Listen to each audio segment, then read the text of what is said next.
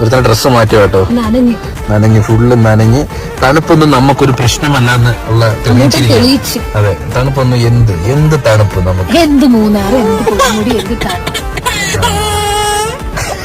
എന്നെ അത്ര പുകഴ്ത്തുന്നത് എനിക്ക് ഇഷ്ടമല്ല. അമ്മോ ഇപ്പഴാ സൂപ്പർ ആയിരുന്നു. ഇങ്ങോട്ട് നോക്ക് അമ്മ, ഇങ്ങോട്ട് നോക്ക്. അടിപൊളി. തൊപ്പിയൊക്കെ കൊണ്ടുവന്നു. പിന്നെ ഇതുവരെ വെച്ച തല വെക്കൂല.